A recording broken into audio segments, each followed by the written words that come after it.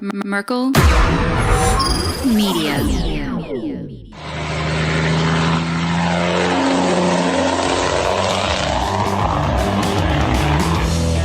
He put it in park, threw open the driver's door, ran out the side of the car, across the front of it, and jumped right off the side of the bridge in front of me.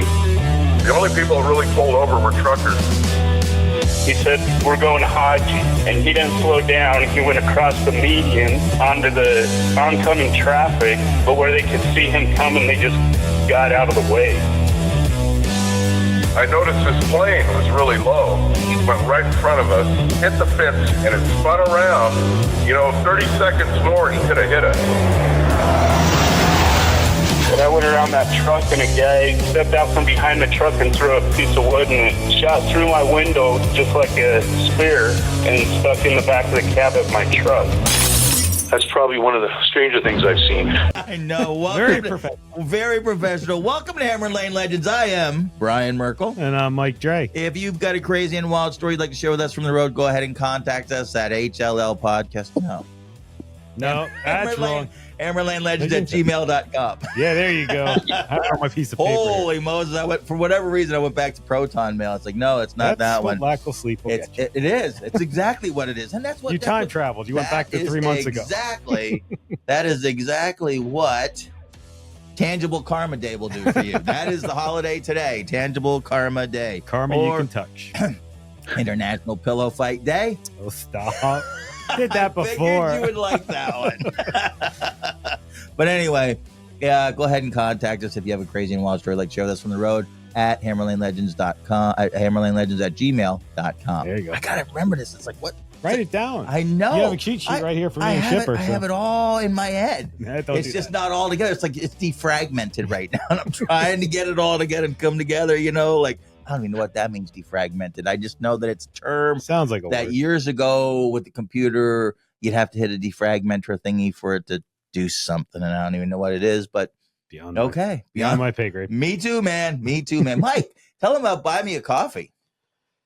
Buymeacoffee.com/hammerlane if you want to keep us fuel, keep us caffeinated. And between me and Brian, we probably own a plantation down in Columbia with the amount of coffee we drink. So Yeah, if you'd like to help us stay awake during this, please take a look. If you don't. It's okay. Don't worry about it. No. If you see us sleeping here, you're going to know why. No, we didn't get anything coffee. on camera. Yeah, no support. None. My wife doesn't even make the coffee anymore. Anyway, what's the address? Oh, buymeacoffee.com/hammerlane. Amen, brother.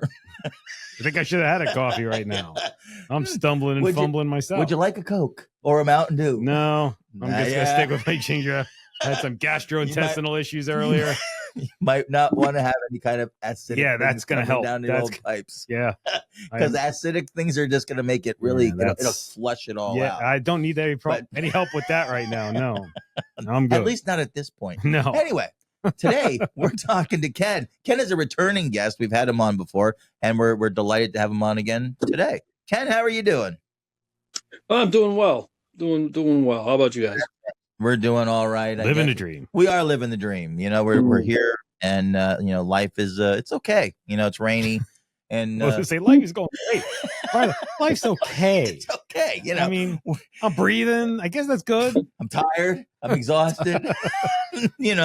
I'm married. If you're tired and exhausted, know you're alive. If you were well rested, it probably means you're dead. You're laying in a car, this coffin's comfy. You know what? I'm kind of at that point where it's like, yeah, you know what? Maybe that, that eternal sleep. That's what a truck driver does. They go to a funeral and staying, oh, it's so sad. That looks so comfortable. It does. Look at the pillow. I know. It's satin. No, I bet you that's nice and cool. Yeah, exactly. And he's dressed nice. He's not even wearing his work uniform. So anyway, back to Ken. So how you been since we last spoke with you, Ken? How's everything been going for you? It's been tough. I mean, the whole recovery thing since 2017, and then dealing with the doctors trying to get the workers' comp to pay for the surgery on my neck, because just a quick background, I guess. Yep, that's a great idea. December of 2017, I fell backwards off of a semi-trailer, but my feet hung up on the deck of the trailer, so I inverted and landed on the top of my head. I fractured my C3, crushed all the discs in my neck. The only thing that saved me was I have an autoimmune disorder where my body heals bones that aren't broken. And I had massive anterior osteophytes, which are bone spurs on the front side of your cervical spine. Wow. So they actually took a lot of the impact, but I still fractured my neck. And then I called my boss, and they basically said, you got to drive the truck back to the terminal. So I drove the truck back to the terminal with a broken neck, my whole right side, my whole right arm, upper shoulder, everything. The only way I could shift, the only thing I could move was my wrist. I couldn't move my arm at all. I couldn't turn my head at all. So I was doing like blind lane changes. And how far of a drive was that? It wasn't far. It was probably, I'd say, it was probably maybe 3 miles as the crow flies, but it takes 5 miles to get there because of, trucks aren't crows and they don't fly. Right. But, it was, mixed interstate and like 4-lane highway, that kind of stuff. And so it was not an easy task. But anyways, I did excuse me. I did like 8 months of recovery. I got cleared to go back to work, but it was way too soon. Dealt with a lot of pain issues. I had massive bulging discs, and none of that was basically after the injury. The only thing that happened was they just waited for everything to heal, and then send me back to work. And so there was no I guess, there was no real like pain management set up. There was no, hey, you can do this and you can't do this, or avoid this, or let's get you an easier job. Was there any like real surgery or anything? Like not yet. Heal? I worked for like 2 years like that. And I was doing pain management. I was doing like 2,600 milligrams ibuprofen a day. Wow. Yeah, to just try and take the edge off while I was working. And then when I got home, I was basically drinking to, get to the point where I just don't care about the pain anymore. Sure. Just to add in, almost a year to the day of my accident, my mother-in-law, who at the time was 89, 88, had a fall and broke her arm just below her shoulder. So my wife had, moved up to, she's only 5 blocks away, but my wife stayed up there. She's basically stayed up there ever since. So, she's been run ragged, especially during that time, going between both houses, trying to take care of me, trying to take care of her, and still working part-time. She had to go to part-time. She didn't have enough time in the day to work a full-time job. Wow. But after 8 months of recovery, I went back to work. They instantly threw me, I was a truck driver doing, peddling freight. Right. They threw me in a straight truck, lifting couches and doing, installs on TVs and all kinds of stuff, because they wanted to go easy on me. Right. And then, easy in theirs. Yeah. Well, what it is they had a seat that needed a backside. So, they had already adjusted to me, being gone for 8 months. So they had all the tractor trailer slots, in, so that they just basically put me wherever, and I, did that. And I basically had a row with the our ops manager. And I told him straight up, I come in here and you put me in a straight truck. I said, I'm going to turn around and go home. So don't even do it. You can fire me. You can do whatever. I said, because my give up is at, it's still out recovering from the accident. So there's zero care about what I'm coming here to do a job. I want to earn my money, but I can't do that. I physically cannot do it. Right. And so they did. They and then towards the end before I stopped working altogether, they did put me on Linehaul. That was beautiful. I loved it because it was, I started really doing that right around time COVID started. So it's like you'd get out there and there's nobody on the highway. Oh, Beautiful, nice. wasn't it? It was. I had daydreams of that. Yeah, it was. Hey, I don't care. I don't drive truck anymore. Right. I would run 75, 80 mile an hour. I had a truck that would do it. And just set the cruise and, because I do 500, 550 miles a day. Right. So, that was good. But then I started having issues with coughing. I had already had problems with aspiration, which had given me pneumonia. And, but then it progressively got worse. And, I was at my niece's high school graduation party, and I started coughing, because I get in these coughing fits because of the way the bones and the discs had all healed. They were pushing. It was pushing on my cervical spine, and my spinal cord was being pushed into the shape of like a kidney bean instead of being oval. That's how bad it was. And, so I would have these coughing fits and I would get a little lightheaded. Well, this time I sat down in this chair. I was away from everybody was eating. I was kind of off on the side and I started coughing. The next thing I know, I woke up, I'm on their deck. My head split open.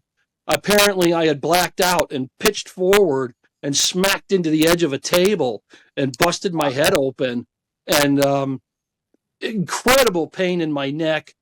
I couldn't move it. People are like cradling my head, to keep it from moving. And 911, ambulance ride, the whole 9 yards. Well, of course, that was a Saturday, and then on Monday I called work and I said, "Look," I blacked out, and I said, and I actually blacked out one more time that weekend, but not to such an extent.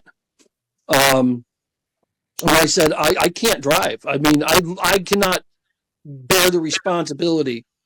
So I voluntarily took, I'm like, I'm out sick until I can figure this out. Right. Well, it took 8 months of arguing with doctors and going to all these different tests, all out of pocket, co-pays and stuff. To finally convince the workers' comp doctor that this was related to because this is 2021. So related to the 2017 injury. And so in April of 22, I had my complete cervical spine reconstructed. I've got the C1, C2 are the only two that still work. C3 and C4 are fused. C4 and C5 are fused.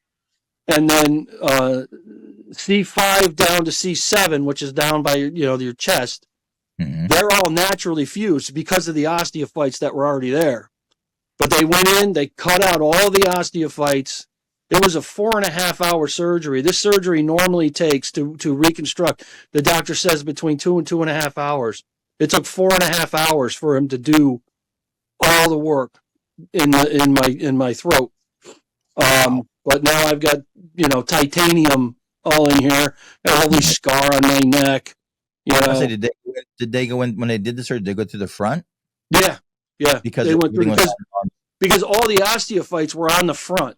Right. If I had the bone spurs in the back, then they would have gone through the back. But because my bone spurs were in the front, and this doctor again, every doctor that I went to, the first time they saw it, they go, I've never seen osteophytes this large in a person your age. They said, everybody said it's usually in a man who is 80 or to 85 is where they see osteophytes like that. When they start affecting your swallowing and stuff like that, that's, that doesn't happen. I was half that age, if not more. You're quite the overachiever. How about it? So it was pretty good. And I actually caught COVID while I was in the hospital. Wow. So I get out of the hospital, my first day of recovery, I test positive for COVID. Nice. And I'm like, but it was great. I didn't care because the symptoms for COVID were like what I was easier than what I was dealing with before. It's like, I can breathe now. I can swallow kind of now.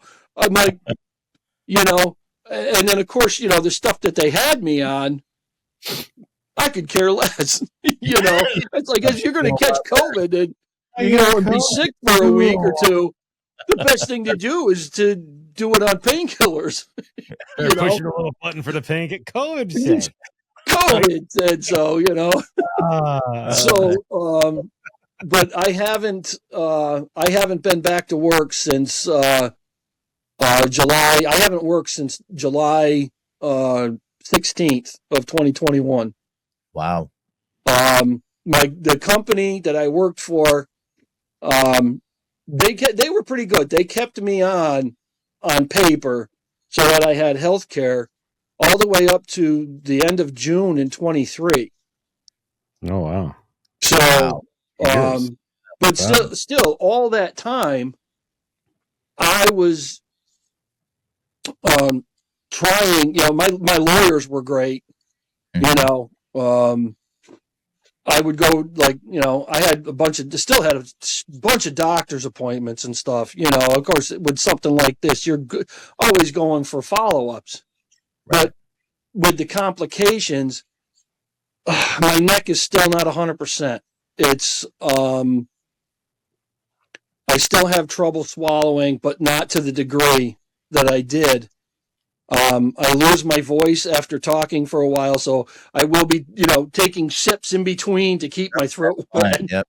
No worries. What you need. And, be really down because my dad had his some of his I forget what the numbers were, but he had a lot of his spine fused too because he had neck issues and everything. Yeah, and his range of motion is terrible. He does the whole shoulder. Yeah. Oh, I do that. Like this. I mean, I don't know if this is going to be shown, but I know you guys can see it. This is the extent that I can turn my head, and that's only because they did a series of plates. They have them now that they can actually, almost like pivot a little bit, as opposed to just being rigid. Like one piece of titanium, and it just keeps you, where you're doing like the robot and stuff. That's it. That's all you've got. So I'm able to, I do have some range of motion. But I was not cleared to drive even a car until because of they didn't know how things were going to go, whatever. So I couldn't drive for like a year and a half, almost 2 years, before my spine doctor said that what, hey, you're good enough. You're going to need you might need some. Like one of those broad mirror things that go all the way, the 360 mirrors that you can get that go across, I think like stock car drivers have them. Yeah. They go right along the top of the windshield. It's like a rear view mirror, but it's all the way across and it gives you a broader view. Yeah. I don't use one of those, but that's because years and 30 years of blindsiding trailers, you tend to understand you can't see where your trailer is, but you got a pretty good idea where whether you're going to hit that one on the blind side or not. So my judgment, I think, is with anybody that drives a big truck that has blind spots, you tend to register where things are because you know that you can't see them. Right. So that's a natural for me now. So like I back into my driveway. I don't back out onto the street because I live on a fairly busy street, and you back out and these guys will fly, they'll do 40, 45 miles an hour down my street. I'm in the city, but they do it. In my house, it's much better to back into, stop the traffic and then you back in your driveway and you can just pull out. I try to get my wife to do that in parking spaces too. You can control what's in the parking space when you're backing in. Yes. But when you're backing out, you can't always see the idiots doing 100 miles an hour in a parking lot. Yeah. It's always better. And that's the beauty is like, I try and teach my wife that too, but she's got a CRV, right? And it's got the backup cam, but the problem, the way they designed it, like if you notice now, like when you have the backup cameras and stuff, they're flush with the dashboard. Well, when they first came out, they put them in this little pocket. Well, my wife throws all her junk in that pocket, so she can't see the dang camera. So it's like I drive her car, and I can't see because, that's why they have backup cameras, because they make them all aerodynamic, and you got more blind spots on that than you do on a tractor trailer at times. So I take all of her stuff and I throw it on her lap because she'll be sitting next to me. And she says, "What are you doing?" I says, "I need the camera." My truck, I don't need it because I can use the rear view. But I mean, I'm used to backing up with mirrors anyways. So, but with her stuff, her car, I use the backup camera. And in fact, I got it's new to me. It's not a new truck, but I got the truck that I'm getting. I pick it up Wednesday, has a backup camera, and it's, I'm like, thank God, because this is going to make my life a little bit easier. Because that exactly like you said. I even back into park. I prefer to back into a parking spot because you have to control when you're backing up. Yeah. When you're backing out, I can't see, especially if there's like a tall vehicle next to me, because I can't turn my head and look over my shoulder. I do the whole upper body thing, but that's it. That's all I can do. So I have to rely on luck. Now it's mandatory. All cars from, I think it's 2016 have to have backup. They have to have a backup. Have to have a backup. Just like seatbelts, airbags, ABS, all that eventually became standard, and they did the backup camera. That's got to be close to years ago now. Wow. Yeah, because your car. I know it's law. And like I said, I don't know exactly when, but it's mandated that all new cars, because they're making them in such shapes. It reminds me of like the old 71 Mustang Fastback, where it wasn't a back window. It was almost a moonroof that it was so sloped. It was such a fastback that the back window only see 3 inches. yeah. You've got a refrigerator sized back window, and it's good for 3 inches. Exactly. All the new SUVs and stuff with these slopey backs and everything, like the Fastback for aerodynamic. My car is terrible. I have my window is almost 4 feet wide. I can see maybe 3-4 inches. When you look in the rear view mirror, looking out the back, it's almost useless. But my car is also surrounded by cameras. Right. If I could push on the dash and I have 8 cameras, I can get visual on what's everything around my car. So it works out nice. I don't need the back window. My car is surrounded by cameras if I park next to you. Other than that, no. You see, wait, yours is 2011. You don't have a backup camera. No. Oh, wow, that's odd. I believe it was like 2015, 2017, because most of the cars already had them in it. Right. Yeah. I think, or at least it was an option, and I think they just made them like mandatory because there was so many people getting run over walking through a parking lot, people backing out, not seeing you. People backing into traffic and not seeing people on sidewalks and cross traffic and all of that. They just made it. That's true. It is cheap. Yeah, those little cameras, those backup cameras on most cars, they're not very good. Look at what most dash cams cost. I mean, you can buy a dash cam for $25 or $50. Yeah, and those things are they're just little fisheye things that probably cost car companies $20 to put the whole system in the car. They'll charge you $500 for the upgrade. But $500? Are you kidding me? Well, now it's mandatory, so they aren't charging you anything. Well, they are. They're not. It's just in the price. cars have gone to what? Average $35,000 to $40,000. The average cost of a car right now, new car now, is $48,000. Yeah, Wow. that's the average, and it's only going to go up with the tariffs coming in. They're That's saying why I don't own a new car. That's going to affect the used ones too. Yeah, that's all right. I'm going to keep my used one. At least it's running. Yeah, let's see if we can get another 378 out of this one. Yeah, I'd be happy with that. That'd be good. I got my old wreck 2000. My truck's a 2007, and the tail end of December 23, I put $4,000 into this thing to make it last at least another year. Yeah, and it is currently for sale because it lasted just a little over a year. And it will cost me probably another $1,500 to get it, because we have the emissions inspections and everything up here in New York. So,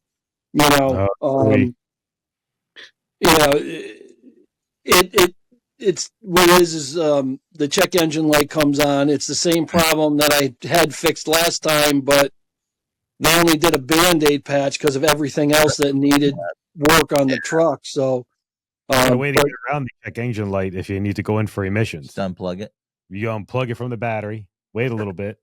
You do this right outside the emission center. Put the battery back on. They'll put it in there. No check engine light until they run it through the paces. Hopefully, you're out of the emissions and you got your sticker. That's the thing in New York. Yeah, they actually plug it into the OBD port, and they do a history. And you cannot have a check engine light on anytime within 10 miles of the last 10 miles, or as far back as the computer goes. Because I have the tool. I can erase the code.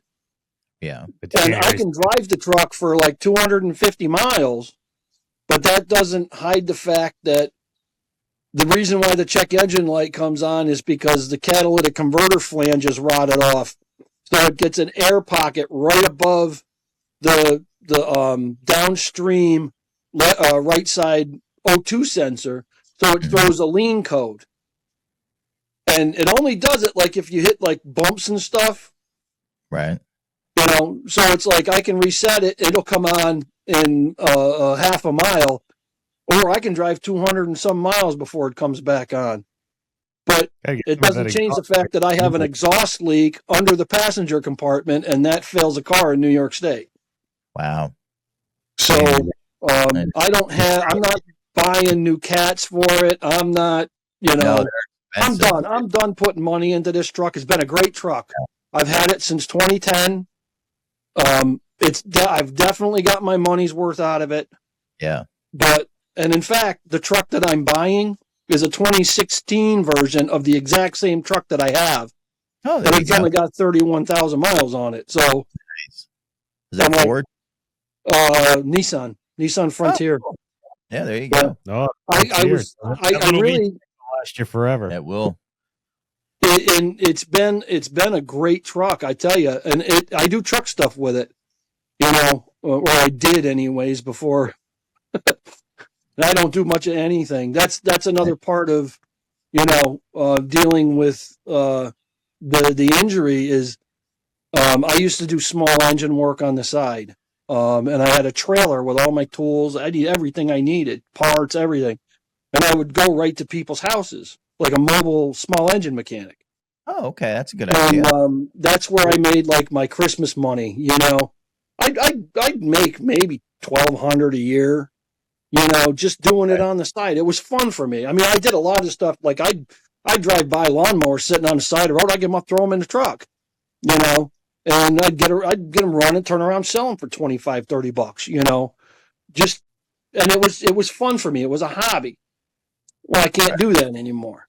My body won't let me, Yeah. I mean, I could, but the thing is like I work for an hour. I need 2 hours to recover from it,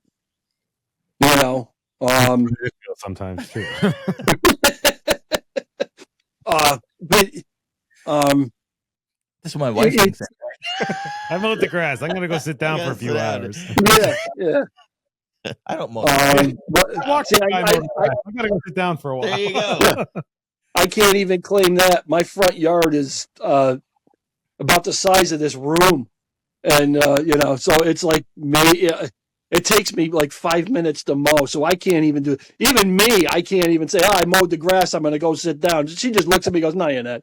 I was thinking about buying goats and just let them out in the yard, and I never have to cut grass again.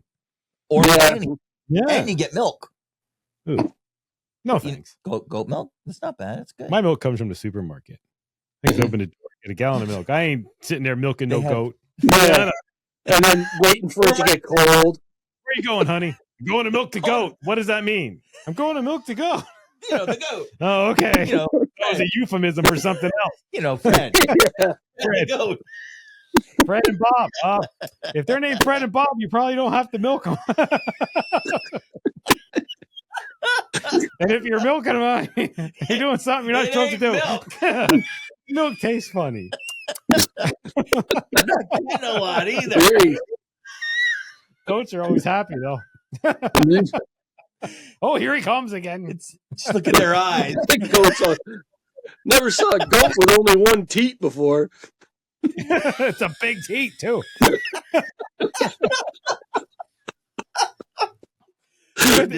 He's not a good producer either. The right word that the algorithm won't pick up. Teat. Couple of E's instead of just an I. It worked great. Yeah. Well, that is the official name for it, I think. 100%. We are animal husbandry right now. I think that's where you're going wrong, where you're getting confused with the male goat. What? Animal wifery, maybe. I mean, this day and age, it's perfectly acceptable. Apparently. Yeah, that's true. Don't ask, don't tell. Yeah. Don't ask about my goat. I ain't going to tell you about it. What I don't know won't hurt Yeah. That's all I can It tell might. you. It hurt your soul a little bit. All right, we gotta bring this back. We gotta reel this back. Yeah. Because boy, we tripped over both tracks on that one. Fell down the curb. Moses. Oddly enough, I think both of the interviews I did, I think it went off. I went off the rails like that. Both interviews, at least a couple of times. So it usually does at some point. So at least it was early on, and we had a good time. Yeah. Get a good laugh out of it when they hear it. So they will. Yeah. What you guys talk about? Milk and goats. Male goats too. Yeah. Why the milk tasted funny? And she's like, I thought this was trucking. I'm like, well, it started out that way. We're a well-rounded show. That's it. That's it. Ridiculous. Pretty much so. But we enjoy ourselves. We laughed. If nobody else laughs, we did. Like, they turned the show on just at that point. Yeah, you're talking about fucking male goats. I'm not listening to this. It's like, what? It's like the Black Mirror. Yeah. I don't think this Hammerlane Legends is for me, honey. Yeah. I thought it was about trucking, but maybe Hammerlane means something completely different. I think they've been drinking. I think what they mean is Hammered Lane. Hammerlane Legends, yeah. Well, let me tell you what I did with my goats. Mike's good at that. We're milking Fred. Milk out with us. There I was, me and Fred in the yard. It was good. Fred didn't say anything. I milked it with the yard. It was great. Why is your arm all scratched up? Just trying to milk Fred. Wow. So anyway, let's roll this back. Yeah.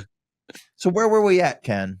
I think we're dealing with it was the effects and everything of the fallout. Yes. The extended version of the fallout from my accident. Yeah. The lawyer that handled my case for the workers' comp, they also said it would probably be beneficial to at least try to get on disability because the independent doctor's report, the final one I had, he basically said that I can work for 12 hours a week.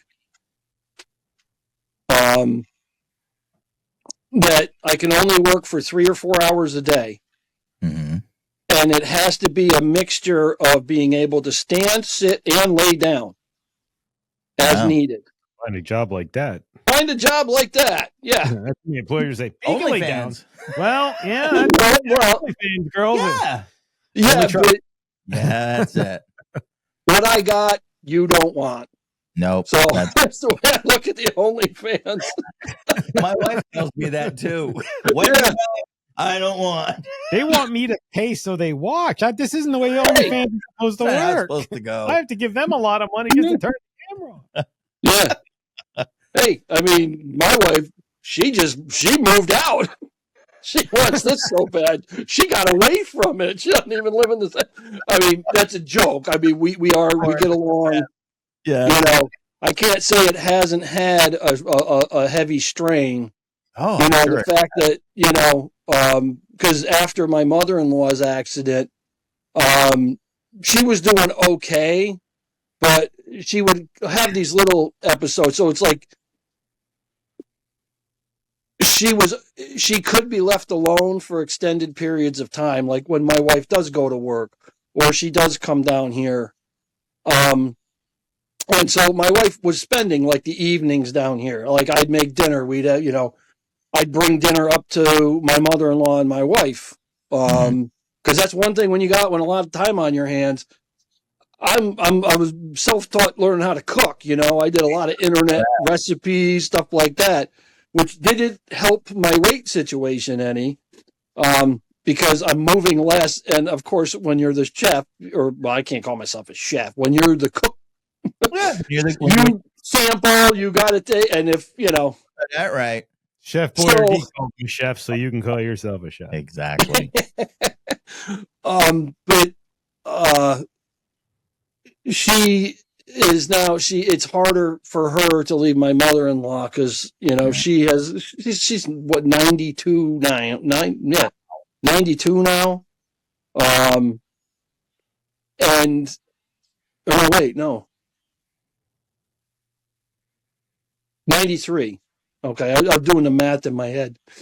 So, you know, like I make pizza every Friday, and so like last night, I bring them a whole pie, and I go up there and we have pizza. Awesome. I actually make really good pizza now. That's one thing I can say is I can make some killer pizza. See you next Friday. They would rather have my pizza than get takeout. So, wow. Yeah. That's one thing I am very proud of. Fantastic, dude. But, that's nice. Yeah. But, you know, the separation is it's hard. It's hard on both of us, and especially me with, you know, I went through a really dark period where I was drinking and you know, like we're blackout, passed out middle of the day, just because I'm in pain, and I can't do the shots anymore because my autoimmune system is all messed up, but that's hereditary. But it doesn't help when they're suppressing my immune system, and then it comes back. So it's like it's kind of hard to describe. Because I do have so many medical issues now, that it's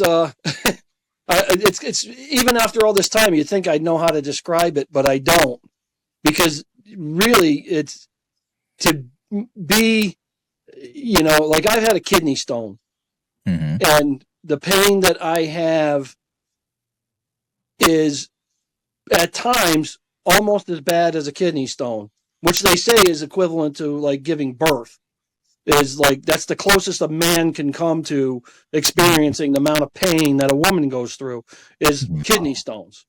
So, you know, if that's my 10, you know, I'm constantly at a 5. and it goes 8, 9 sometimes. And I cannot sit still. And that's where the term writhing in pain comes from. Yeah. I cannot sit still. It hurts so bad. And there's nothing you can do about it. So I would drink, and I would just get drunk and pass out so I didn't have to feel it anymore. And, of course, that leads to, with all the ibuprofen that I was taking, Right. I was like peeing blood, at least once a week. Boy, that ain't good. And but it says I've got liver damage now, which contributes to, I retain water. I went into the hospital with congestive heart failure. I was pretty close to not making it. So I've gotten better with the drinking. I mean, you can talk to me now. I'm not like,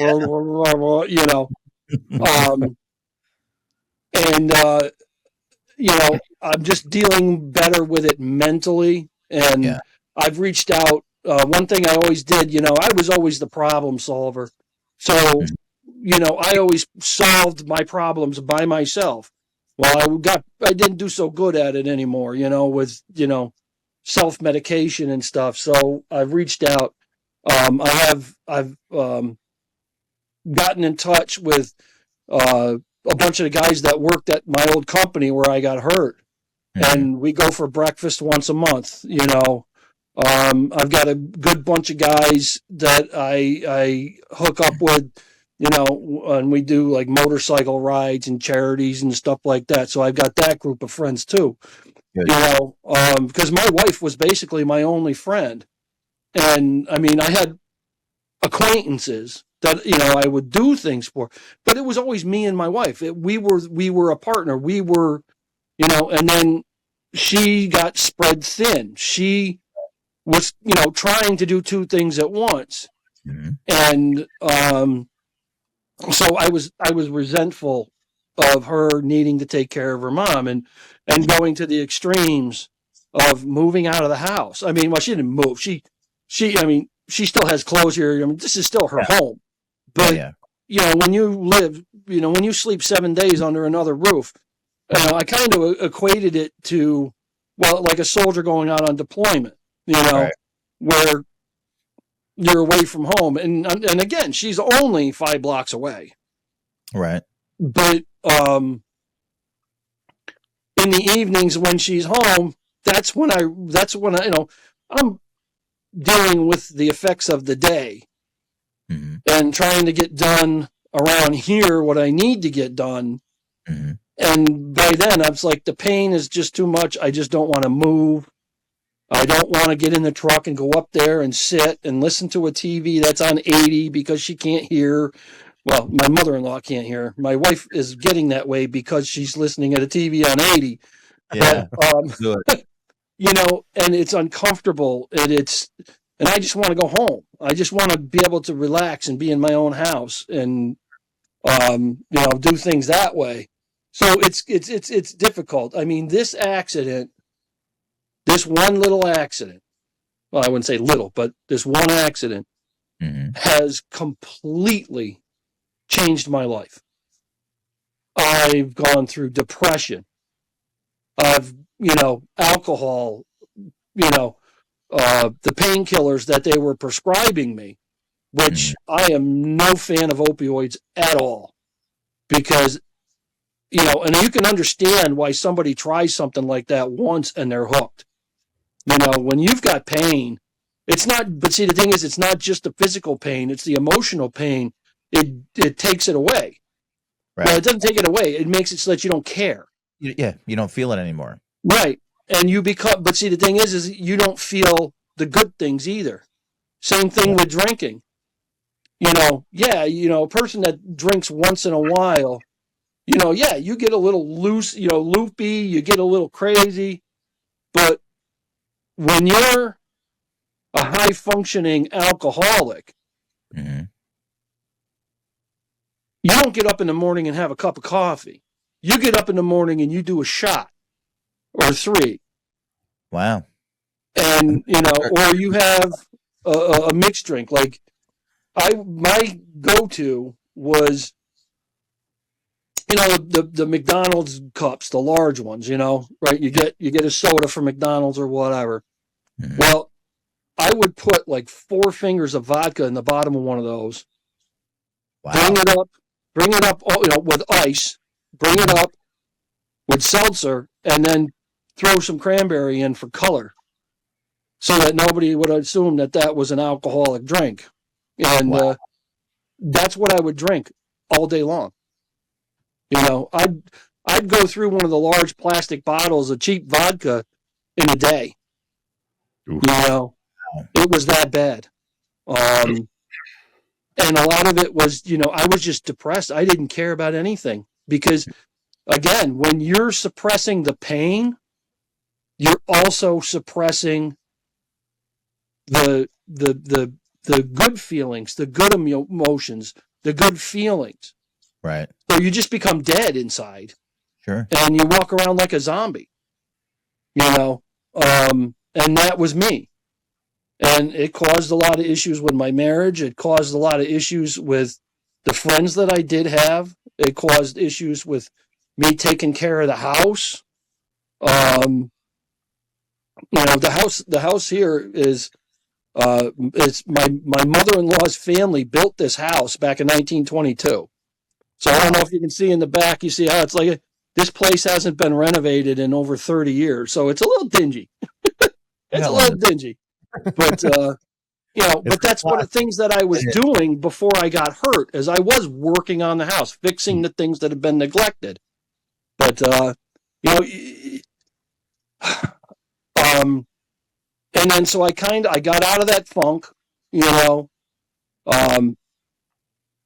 and I started moving after the hospital stay with the congestive heart failure. I took off a lot of weight. I started moving. I even went back to the old company to see about getting a job, Oh. And I was out looking for work because, I can work. It's just extremely painful. Sure. But now I'm mentally dealing with the pain in a different way. Mm-hmm. Don't get me wrong. I still have the wobble pop. I still have a beer once in a while, but I don't. Wobble pop. Wobble pop. I like that. Road soda. Remember that one? Oh. Yeah. When you were a kid, I'm going to get a road soda. Yeah. Yeah. I can't claim that one. I watched this one channel on YouTube. This guy goes around fixing up old cars and driving them home. And that's where I heard that. I don't know if you know the channel I'm talking about. My Strip Garage. Yes, it is. That's the one. Derek, he's the one that, wobble pop. That's where I first heard that. And I tell you, it's stuck.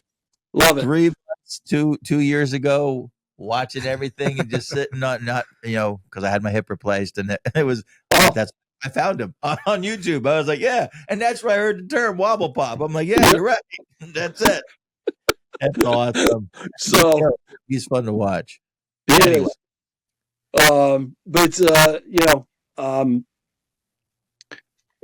This is during the time period where I had like zero income because the doctor that did my surgery basically was, once it's done, he, other than the occasional, 1 year of follow-up. So you usually do like a 6 month and then a 1 year and then a 1.5 year. And so he was doing these, but he would only do them every 6 months. But if you're on workers' comp, you need to see a doctor every 3 months. At least in New York, you do. So they cut off my funding. They cut off my workers' comp because I wasn't seeing the doctor. Wow. And so I'm trying to get him to see me. So I would go in, I'd see a PA, and then he would write a report. Well, he just stopped writing the reports for the 3 months visits. Didn't he know care. you were on workman's comp? Yeah, I told him, I says, I need to see you every 3 months and you need to write a report or else I lose my income, which was a pittance compared to what I was making, but at least it was income. Well, they cut me off from that. So I had zero coming in. And my wife was only working part-time. So now we're going off of our savings. Wow. So we were, and I still had other doctor's appointments. I still had to go to the dentist. I still had to, and so I'm fighting with them, and the lawyer is fighting with them, saying, it's not my patient. It's not the patient's fault. It's the doctor's the one not doing what he's supposed to do. Right. He did the job knowing it was a workers' comp case, and he did a great job, but quite frankly, he was a jerk, Yes. Because, I guess in his position, he's not used to being told what he needs to do. Right. So I was left in a lurch. So we had a hearing, and basically the doctor called me, and I wish I had recorded it, because he goes, what's your problem? And it was just like that. He kind of stuttered. What's your problem? And I go, my problem is you're not turning in the reports. And he goes, well, how come you don't have a job yet? And I go, wow. Because I'm still having issues with the surgery that you did. And he goes, well, you can answer phones, can't you? I go, and in what world does answering phones pay me $85,000 a year? Because that's what I need to survive. I said I could answer phones and make maybe half of what workers' comp is paying me. So, and so he basically told the court, there's nothing wrong with this guy. So I had to go back to the doctors, go through and prove all over again to the insurance company's doctor. And by now, I've got multiple discs with all the imaging. I've got a binder that's 3 inches thick with my medical records. Wow. And I brought that into this guy. And he wrote the final report. And that's where I got the 12 hours a week, 3 or 4 hours a day for 3 days a week. 2 or 3 days a week. And so that's what they went off of. And we submitted that to the insurance company. And then they came back with this ridiculous low ball offer. And we're like, nope. Well, I'll just sit here, because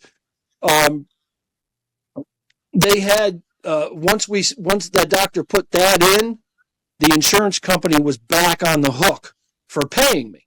Right. So, again, it was still back at the same rate. I was making $713. So I was getting like a $1,400 check every 2 weeks. And,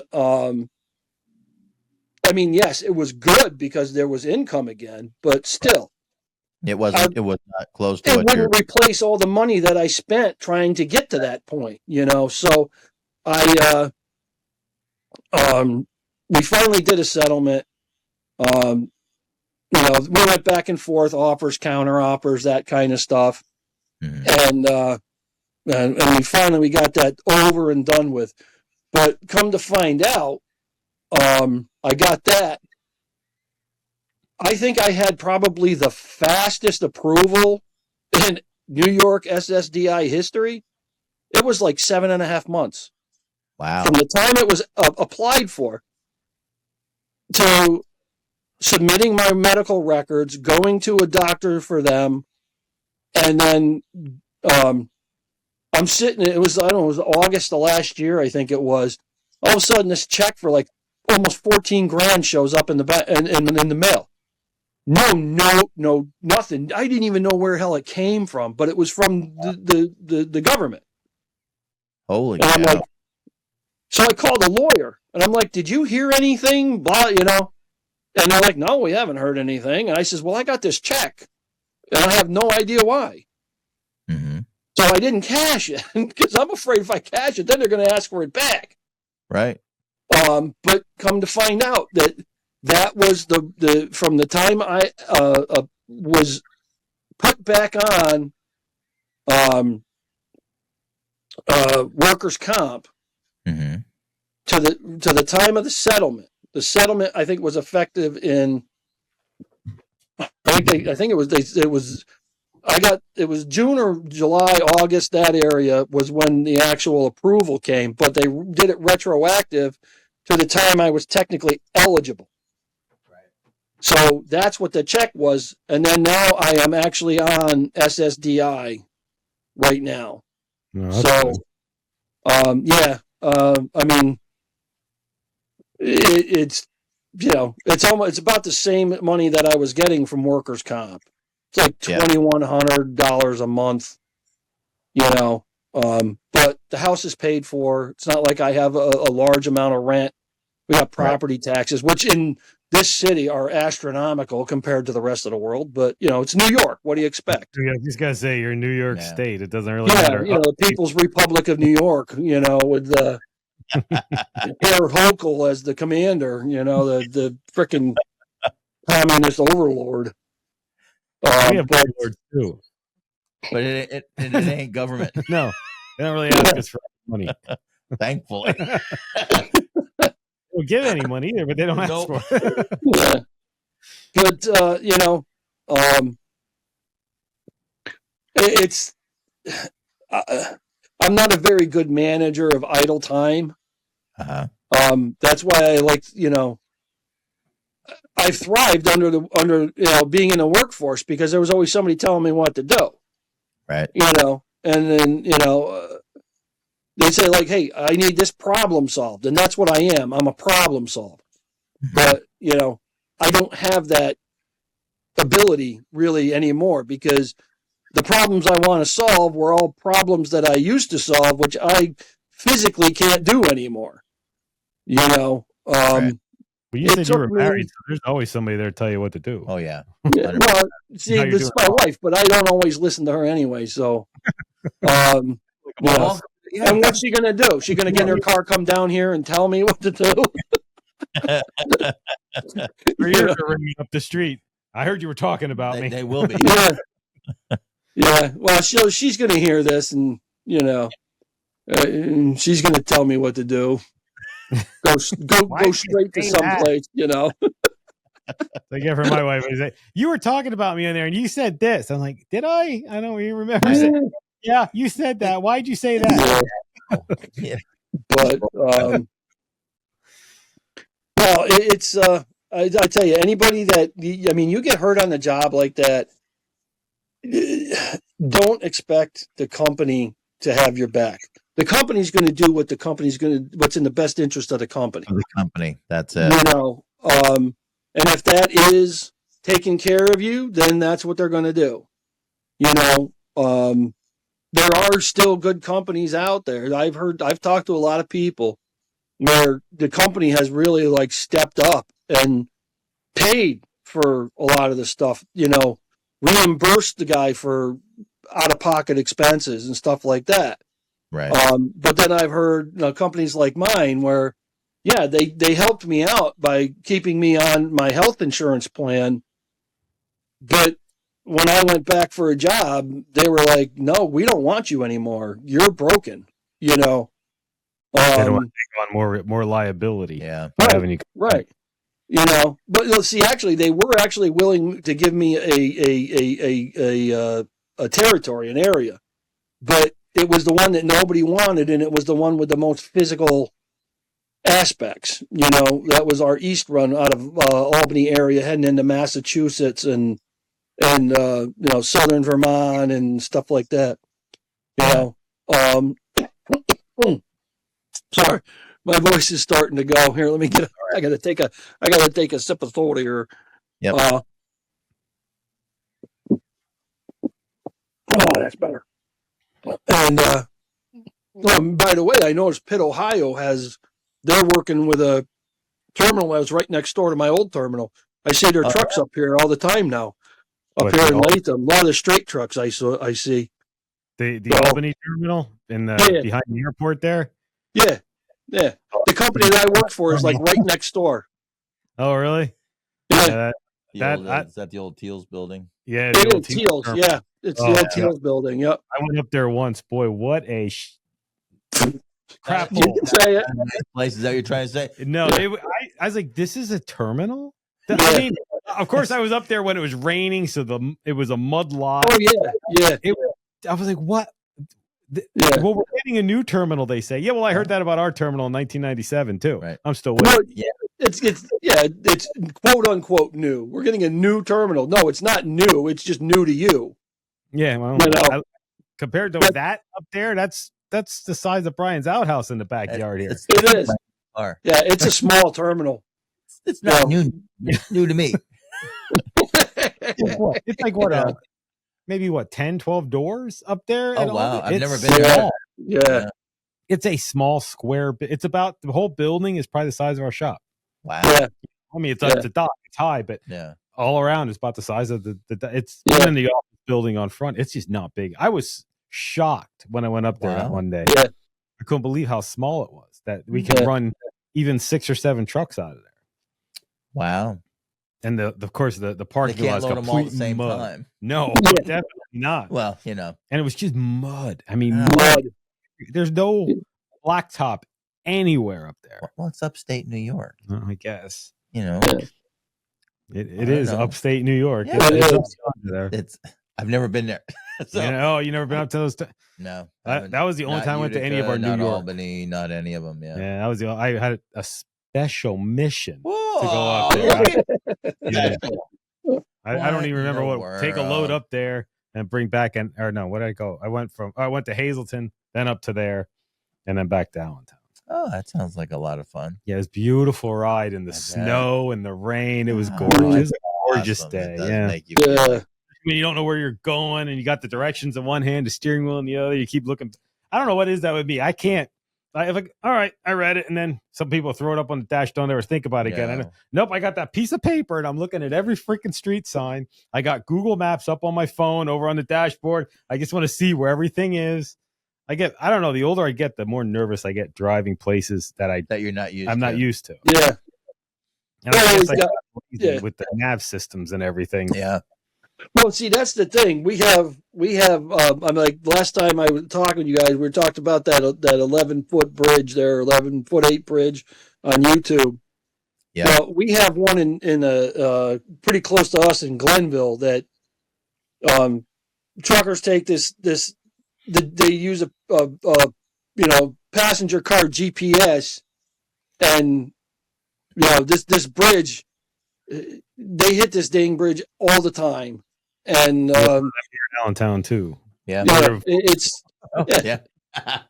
But that's one thing I liked about the Linehaul was you knew where you were going. Yep. It was generally everything was right off of the interstate or a very main road. Yep. And occasionally they'd have me, if I had room on the truck coming back, they'd have me swing into a couple of places, that were kind of far out, so that the local guys didn't have to drive all the way out and get it. So, I mean, I absolutely loved that job. I didn't even mind the hours going in at midnight, but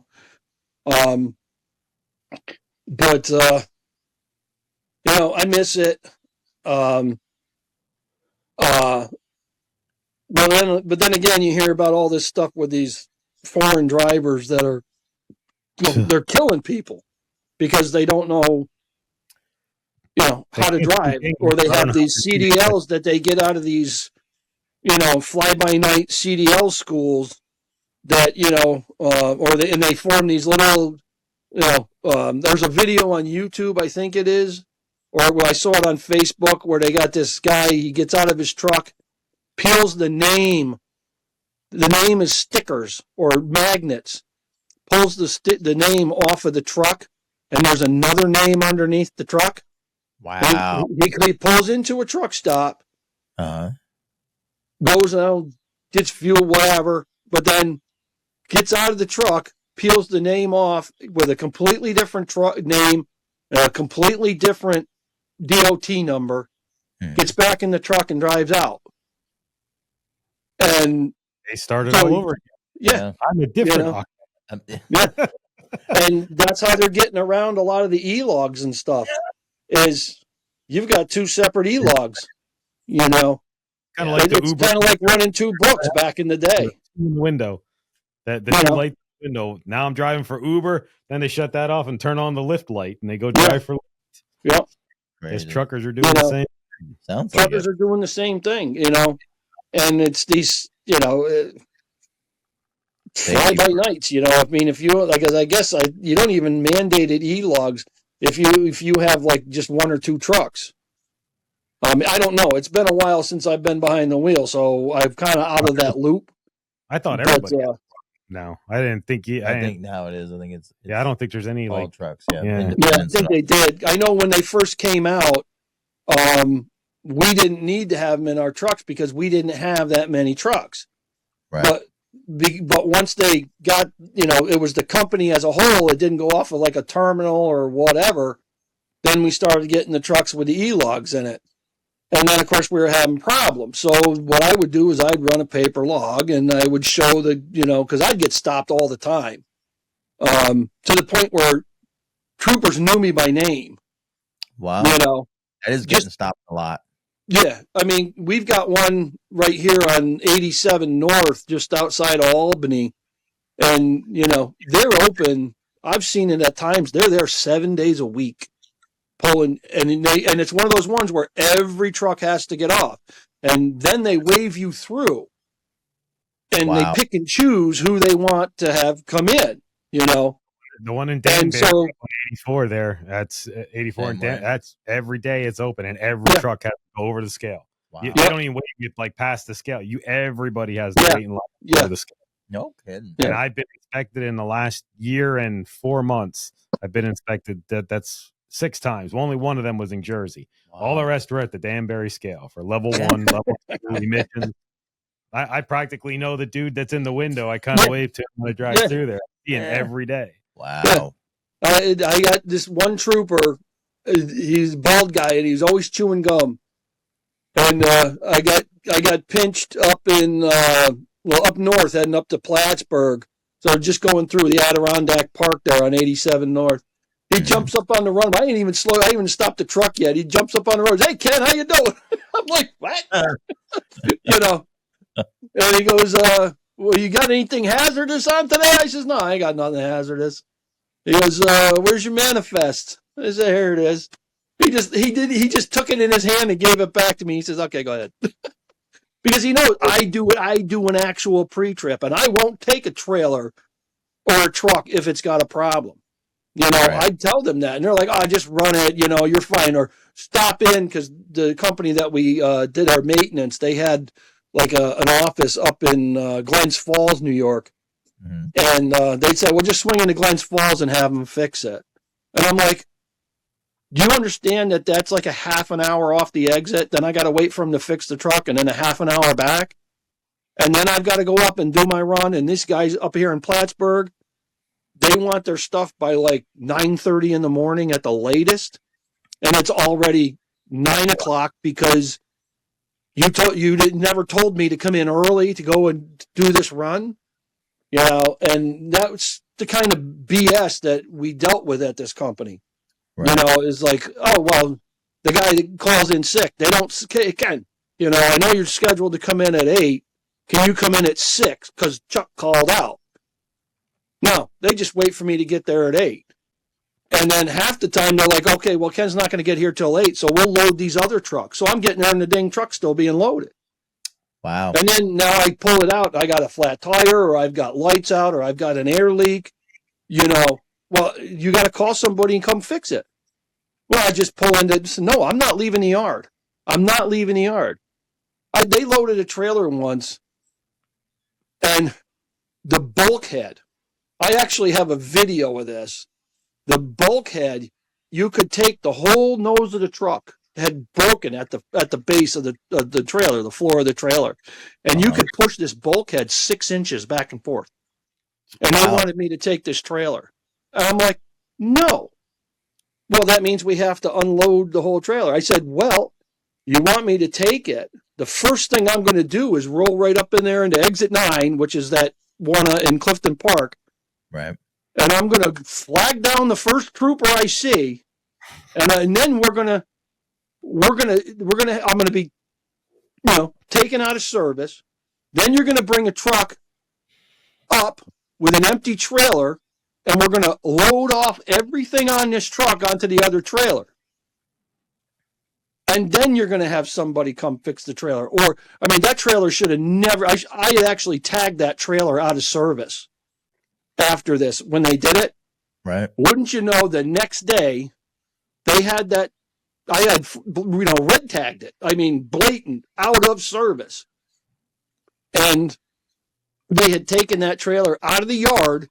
This is after they stripped it and put it on another trailer. Mm-hmm. That load I took. And then they put the trailer in the door and loaded it for another guy, knowing that I wouldn't take it. So they put it on, and I went out, I looked, and I'm like, that trailer number. I said, and I took it, and bulkhead is still broke.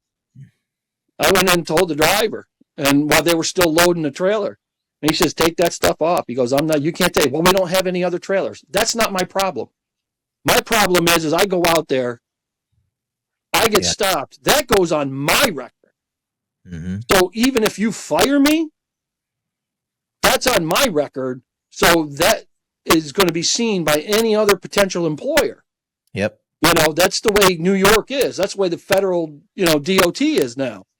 That's not just a DOT thing. That's a safety thing. That trailer, right. There's no support there. There's no, structural integrity anymore if that bulkhead broke. And that's the whole thing is, all these trailers now, they're like unibody cars. The entire trailer, it's not like a flatbed trailer with a cover on it. Right. No, it's the whole thing is the wall, and if you break part of it. Yeah. I've seen guys just hit tree branches and peel like 5 or 6 feet back on the trailer. The whole trailer buckles and drops down in the middle. That happened to me. When I got rear-ended, wasn't a solid hit on the back, but it's just enough it was a roll-up door, and it cracked the frame around the roll-up door. Wow. Just from that, because I was fully loaded, the trailer broke in half. The hit from him too did something, but just because all that weight in the middle and that structural integrity got taken away, it broke and fell to the ground. That's it. Yeah. It's crazy. Yeah.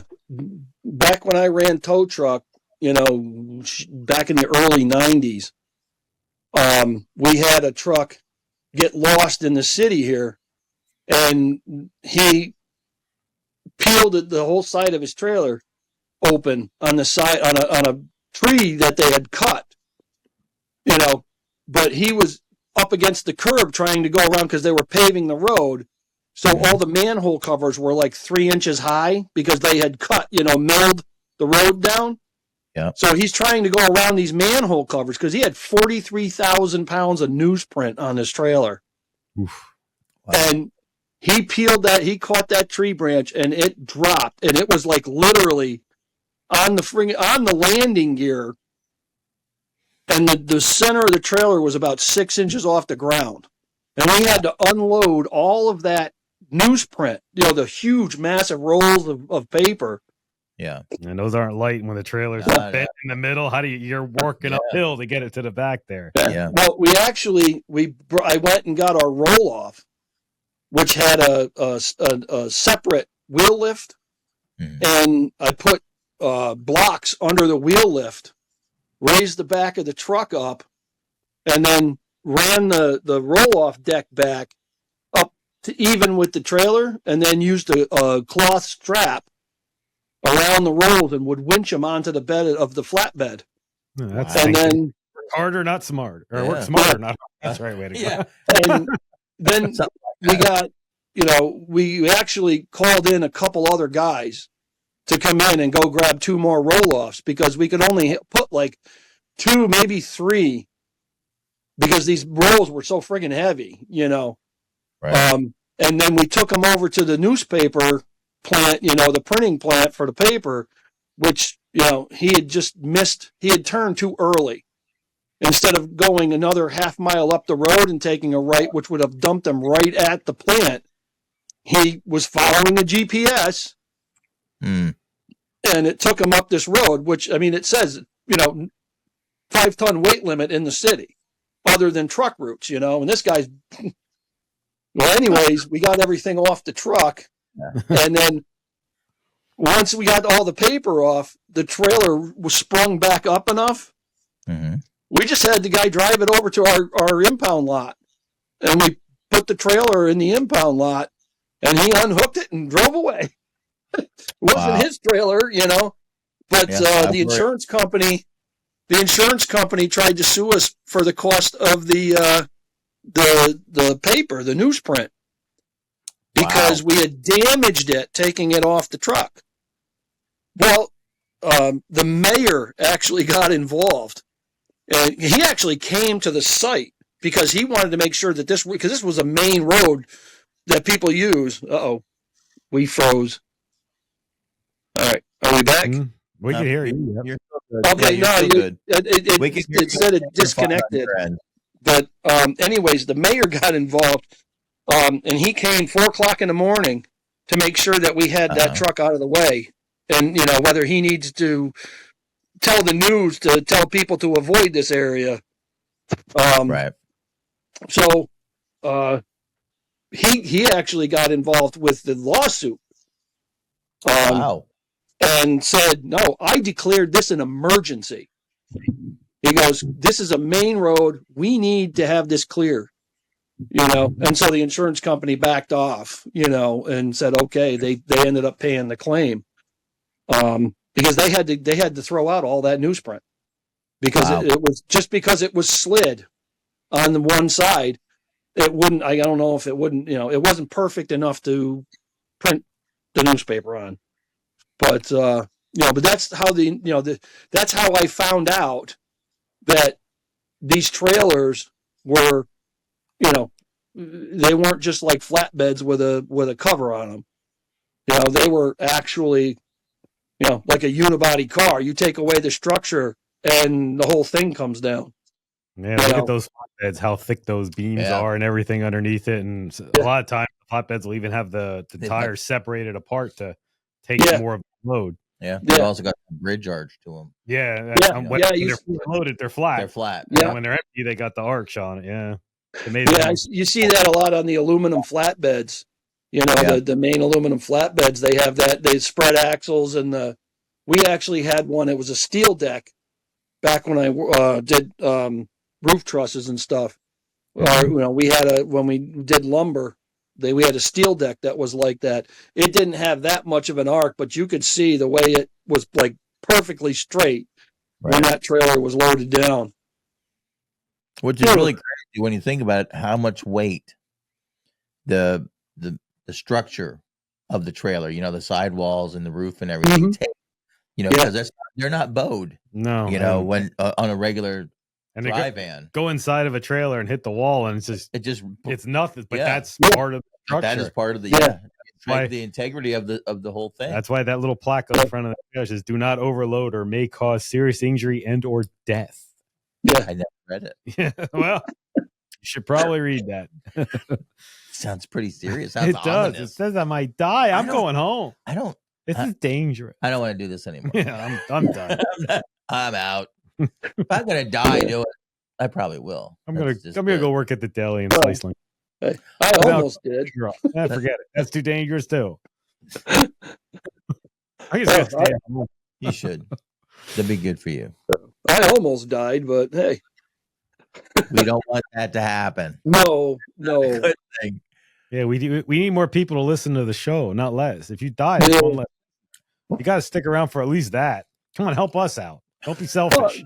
Don't be dying on us. We need more listeners. Well, that's why that's what I called in. What in the world? Gotta keep listeners as much as you can, man. Even if you have to cajole them to do it. Don't die, man. You will live and you will listen. Don't forget. No, I still tell people about the show. Well, I appreciate that. Yeah. It was just the other day I was talking with a guy, and he was like, "Hey, you still got your CDL?" I said, "No." He goes, "Oh, he just got a job running dump truck after he got hurt too, and he was out of work for a while." but he just got back into it, and just the hoops that he had to go through to get his CDL, because when your physical lapses, they pull your CDL instantly. Right. So he had to go. He was like 18 months he was out, and he had to fight them. They wanted him to go and start from zero. Wow. And take his written and road test all over again. And he was fighting them tooth and nail. And they, I guess somehow, I don't know if he knew somebody or whatever, they did reinstate his CDL. But he's running dump trucks now. And he's like, yeah, he says, my guy, he's my boss. He says, he's looking for another guy, Mm-hmm. And I said, I won't pass a DOT physical, I can't, Right. I mean, I can't turn my head. I mean, I did the job, so I know I can technically still drive the truck. Right. I have the know-how, especially when it's automatic. I don't even have to worry about shifting, but there's still that possibility. I haven't had a complete blackout since the surgery, but I've come close a couple of times. And I still aspirate sometimes, like if I'm driving down the road, I don't drink anything unless I'm at a stoplight or something, because I can take a sip of something and next thing you know, it goes down the wrong pipe and I'll spit take all over the inside of the windshield. I've had that happen and but I had it happen going down the road. Sure. And it's like your eyes closed, you're coughing, your vision gets, weak. And, it's like, thankfully I was able to pull over and stop. But, I can't take that chance, It's not worth it. Nope. So, even like when I'm driving my car, or my truck, whatever, I don't drink anything. I don't eat anything. And to be honest with you, I try not to swallow my spit, because that can even set it off. Wow. And and these are these, I don't know if you've ever had something go down the wrong pipe when you were eating or drinking or something, right? Oh, But yeah. that happens to me on a daily basis.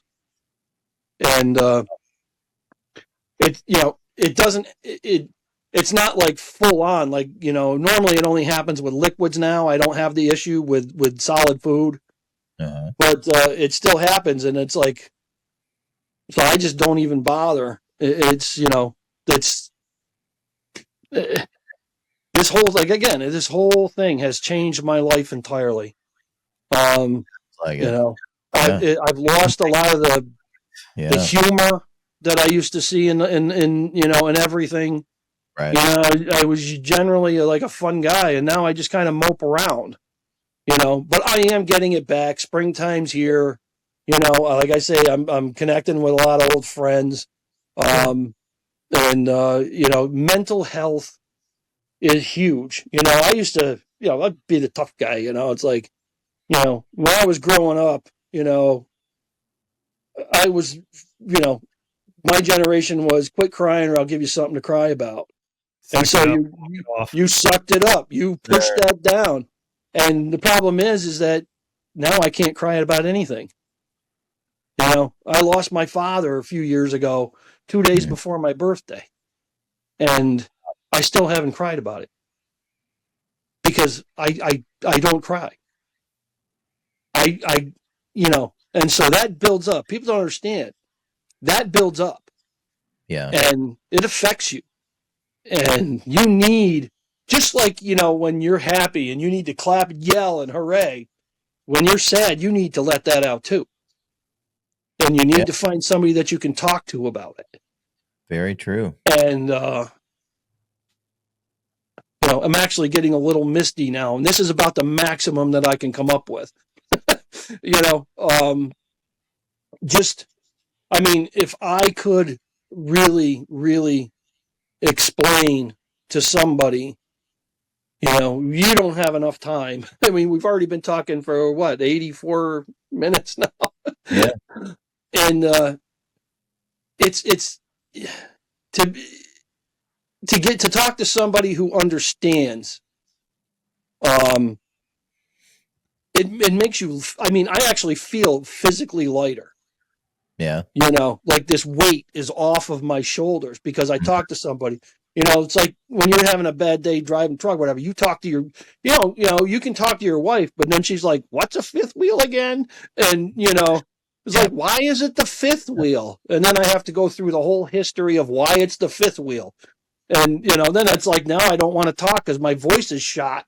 And, so I don't have the energy to tell you the rest of the story. Right. And then, of course, the next time it comes up is, what is a fifth wheel again? She wasn't even listening to me. but when you talk to your buddies that, that do the same job as you, that can relate, like I told this one story to my wife and she didn't get it. But, I think I did it on the second show. It was when I was running a pole trailer for the roof trusses, and I was coming back, and we had I-88 there. You come down by this one exit, and there was this massive bump. And of course, when you're running a pole trailer, it's like you're bobtailing. There's like no weight back there at all. And I had this. It was an 84. It was an 84 International 1900 little stubby tractor with a DT 466 and a 5+2. This thing would do 58 miles an hour max. But going down this hill, you could get it up to 62. Oof. Right? And this bridge was like just at the bottom of the hill. And it had this bump, and normally you pull over into the hammer lane to go around the parts that are heavily worn out. Right. I completely forgot. Now it's 90 degrees, humid as heck. I've got both the windows down. I got the wing windows open. I've got the throttle lock out because that's my cruise control when I'm running that truck because you still can't do the speed limit. And so I'm bopping down the road. And I hit this bump. Next thing I know, I'm looking at the center of the steering wheel, right? Massive cloud of rust, dust, and everything just billowing. It's like, the Cheech and Chong movie where, the window, the smoke is just billowing out of the window. Well, that was this truck. Shook everything loose. What had happened is they had sent this truck through the body shop the same year that I started working for them. But they never did the cab supports or the seat supports. So underneath the floors were completely rotten. Wow. That's nice. And the seat fell through the floor and was sitting on top of the fuel tank. Wow. And all this wind came up and blew all of the years of rust and crap that were under the rubber floor mat. And I tell you, I'm driving, I pumped the seat all the way up and I can barely see through the steering wheel right now. This thing still got throttle lock wide open, right?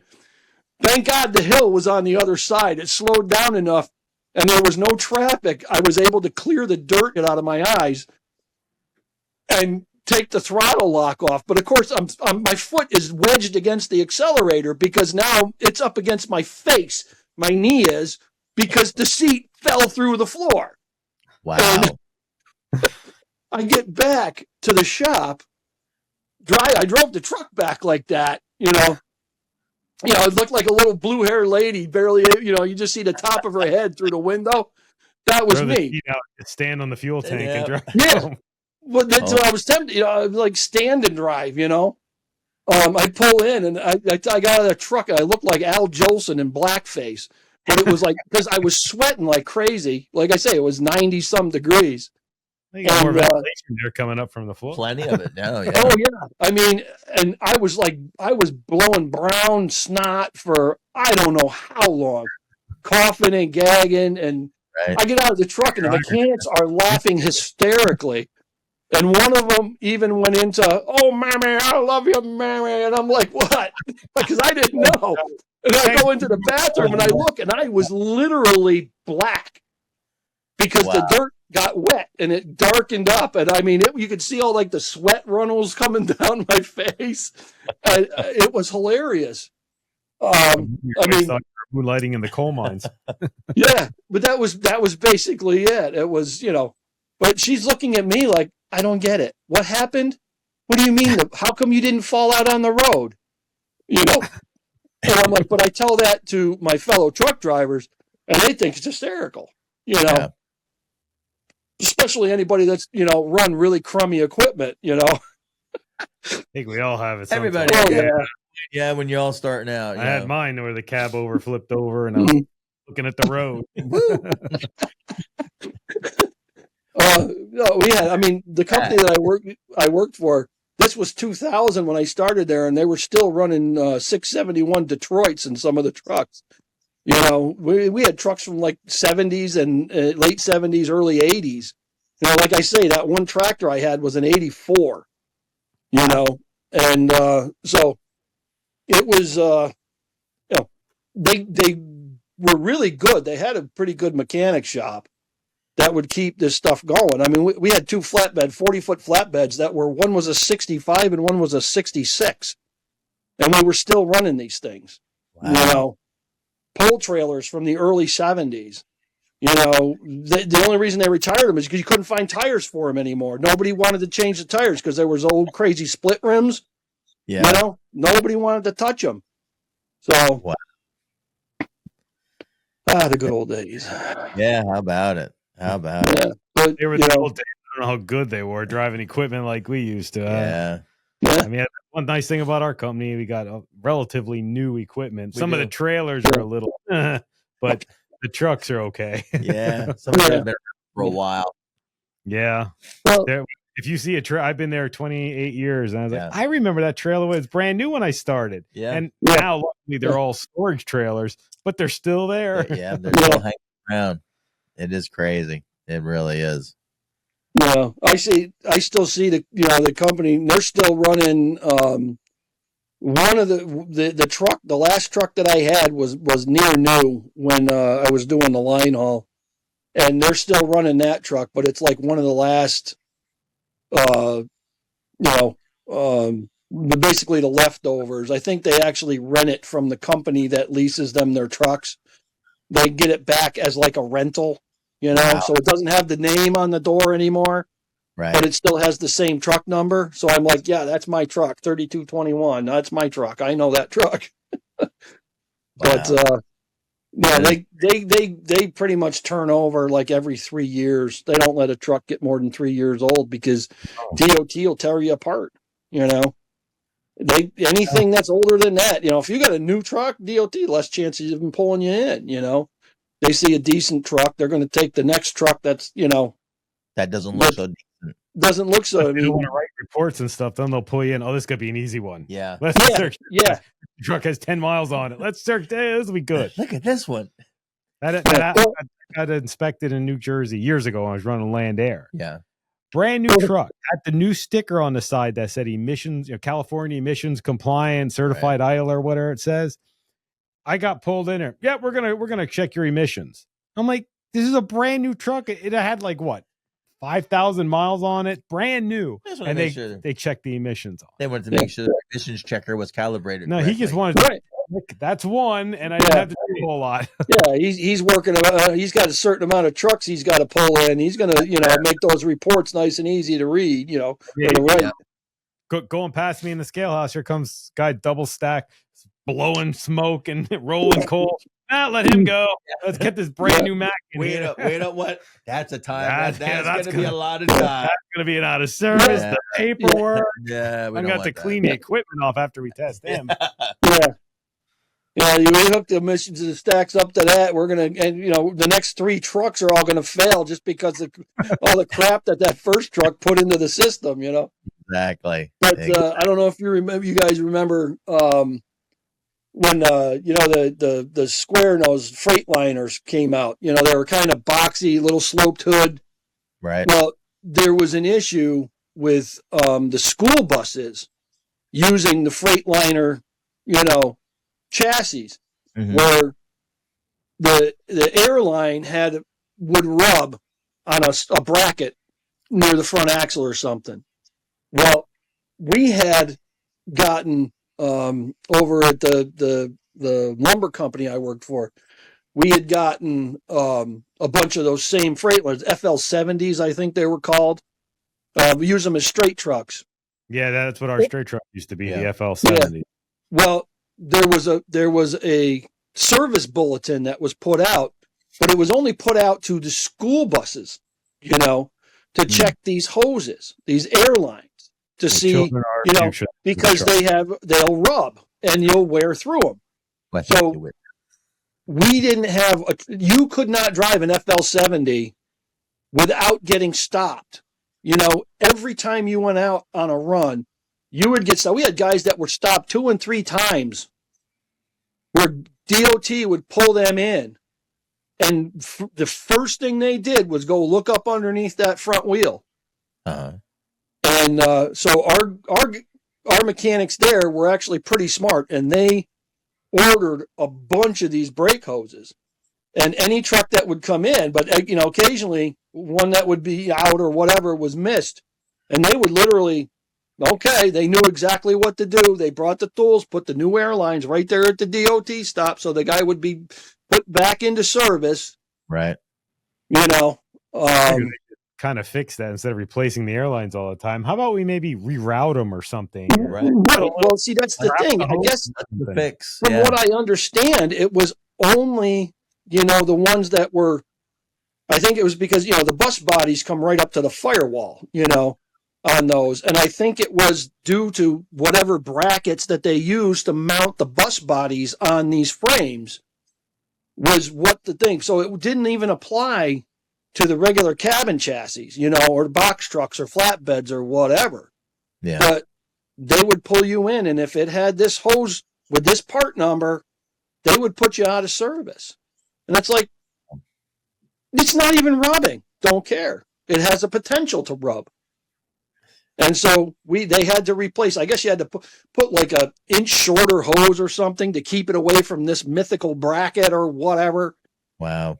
And it was nuts, but they hear that's probably why they were pulling you in for, your brand new Mac, or, because there was something out there saying that these trucks have a potential, or there was an open recall on an emissions part or something like that. So it was either, it's an easy one, we get it out of the way, or we already know what to look for. And that's why we pulled you in. And we're going to see if you're guilty of driving as charged, that kind of thing.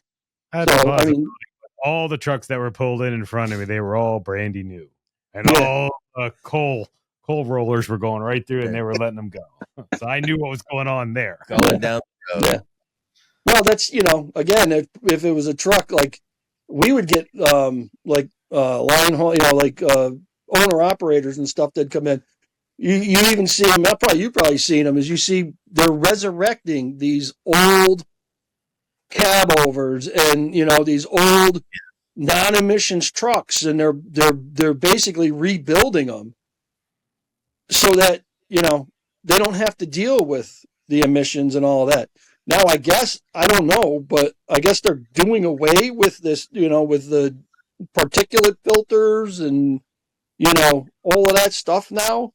All of that emissions crap that they're putting on these trucks, No, I didn't know that. I don't know if it's passed or if it hasn't, or, is that a Trump error thing that they're trying to get rid of that stuff? They're trying to they're trying to do it in California first to get rid of, because California has the craziest emissions laws. Well, then again, New York does too, because we do the exact same thing as California. Yeah.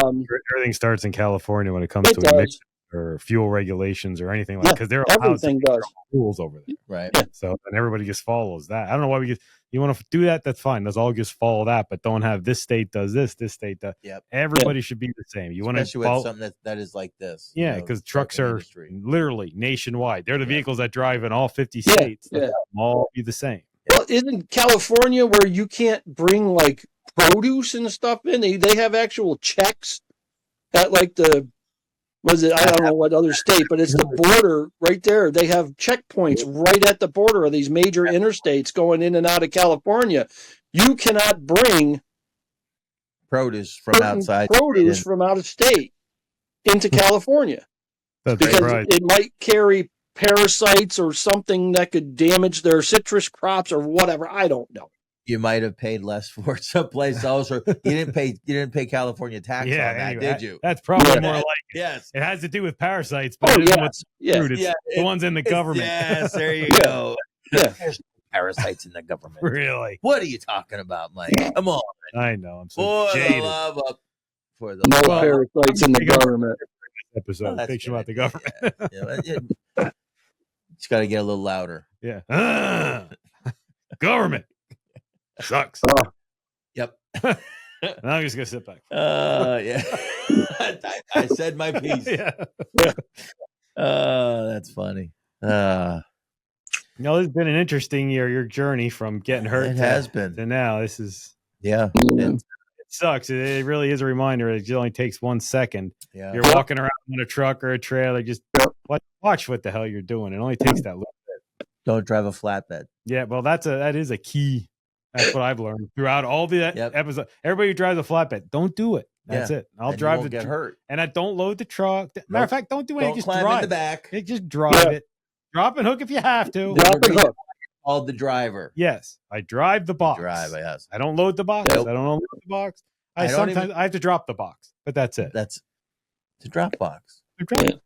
That's like a thing on the computer or something like that. I think that's what they used to call email or something. Like you put in the Dropbox. Yeah, and then something like that. Oh no, Dropbox is from what is it? Blockbuster Video. The Dropbox. You used to return your videos. You put them in the Dropbox.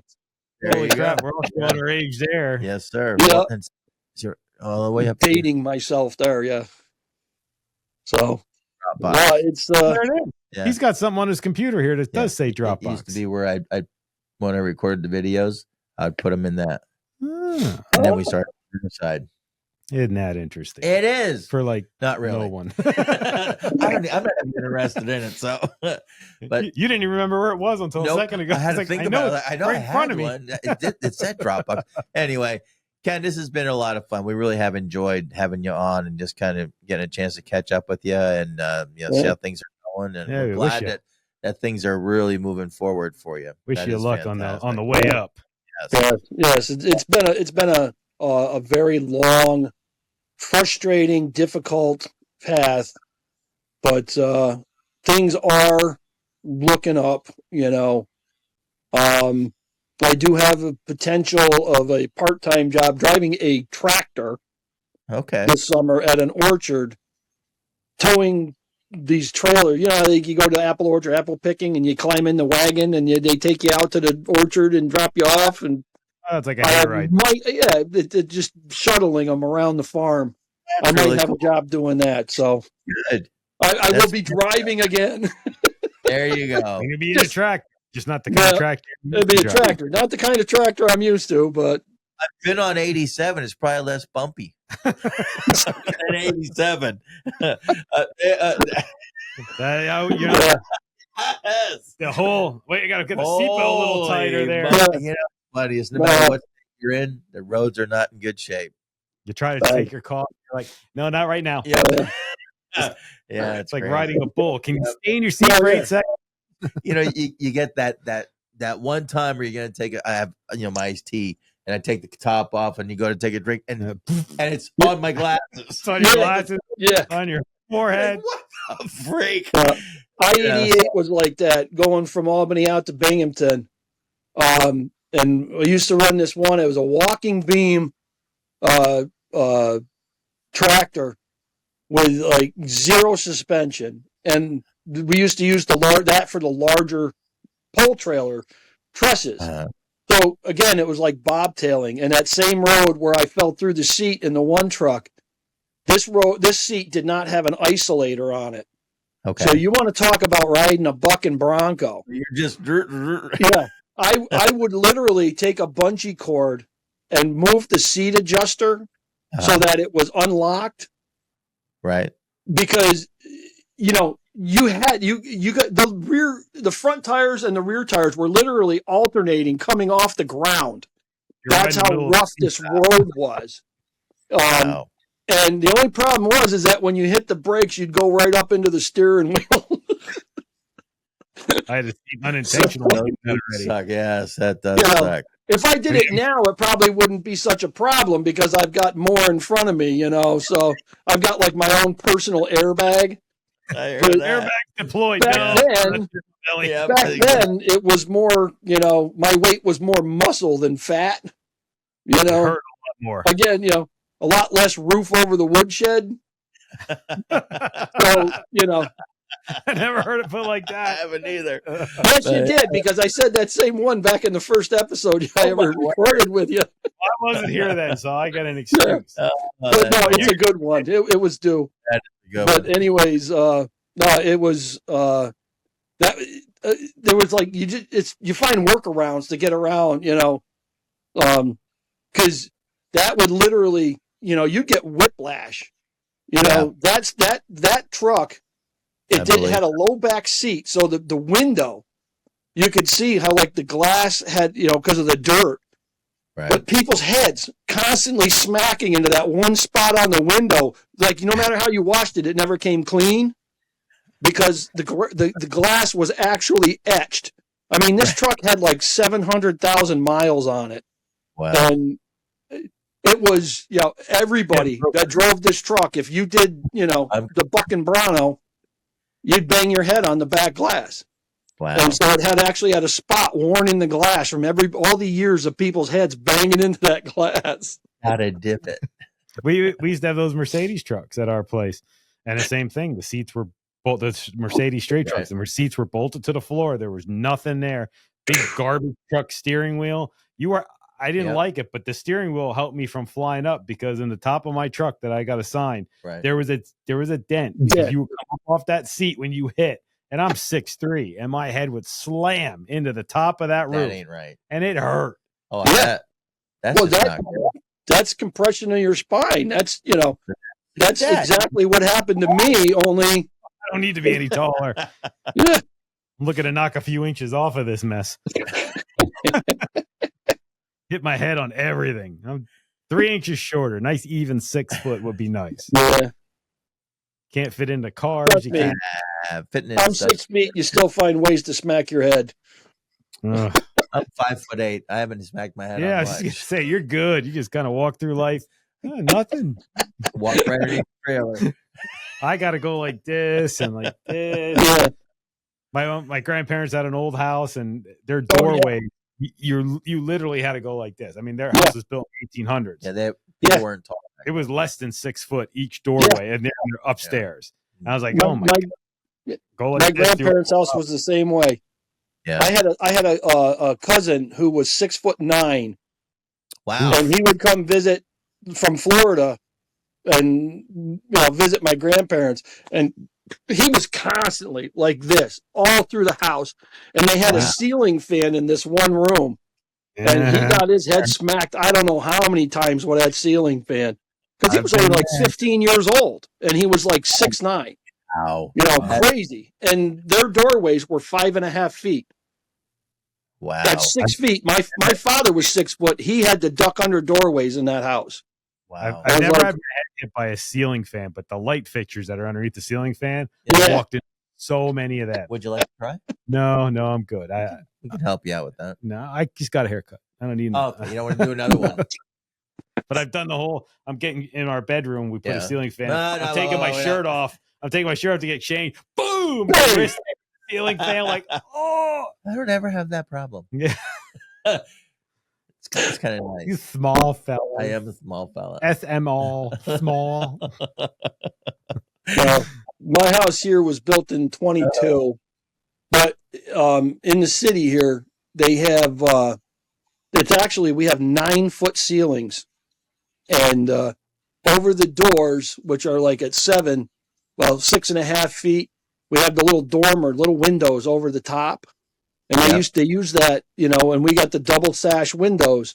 And that's how they used to heat and keep the house cool in the summer, is that you'd open a little of the top and a little of the bottom of the window so that the cool air would come in from the bottom and the hot air would go out the window. That's why our windows are like, they're like from like knee all the way up to like 8 feet all through the house. And it was for ventilation because they didn't have air conditioning back then, you know, so that's how they have all kinds of these little quirks that you can do, you know, to very, very ingenious things that they did.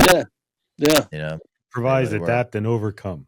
Bigger or just make bigger windows. or invent air conditioning. I like that one. That's kind of as a portly fella, I couldn't live without air conditioning. Nope, not anymore. I freeze my wife out in the car. I need the air conditioning all the way on, and she's got the heat over there. And she doesn't feel any of her heat. I feel her heat, and she feels all my air conditioning. That dual zone climate crap in cars is for the birds. It doesn't exist. Well, geez, the truck that I'm getting is I'm like, I was excited because it has dual zone climate because I'm the same way. I run hot, you know. I can sit here and you can put your hand 2 inches off of my skin and you can feel the heat coming off.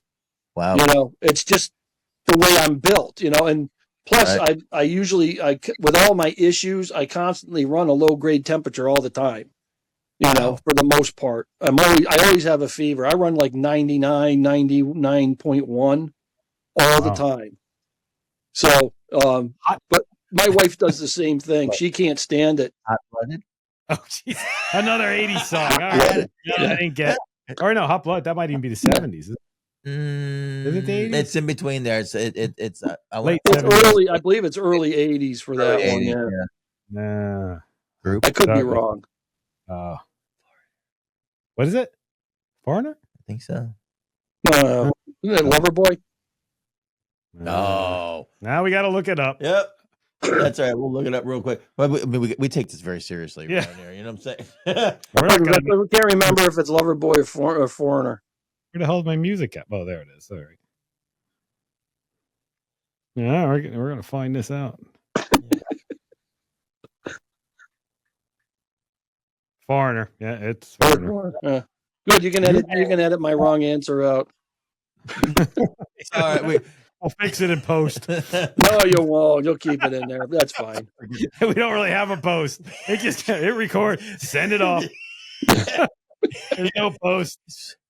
He runs it through. I think he does something with it, but I'm not sure what it is. Don't ask. Don't tell. I don't even know what hoagie is. I guess I brought it up. Hoagie. Yep. Oh, no, it's what my fat finger hit. Hoagie. Yeah. You went for Hot Blood. I was going. Yeah, my finger was just like. Now I'm hungry. I want a hoagie. I heard that. Oh, I'm sorry for you people in the rest of the country. A sub or a grinder. No, a grinder is a hot hoagie. Ooh. I know that's gross. That's it. I don't want a hoagie that's hot. No. Nope. Hoagie. What a sub sandwich. Yeah, we do Subway up here. You know, it's called a sub sandwich. Yeah. I don't know what they call it out west, but it's a sub. The freaking hoagie. Yeah. Long and got meat in it. Wait a minute. Nope. Okay, I got time. Ken, hold on. Don't disappear as we sign off. I want you to hang on for a second or two. Okay. So we're gonna sign off, and then we'll say goodbye to you then. You know, that's what I do.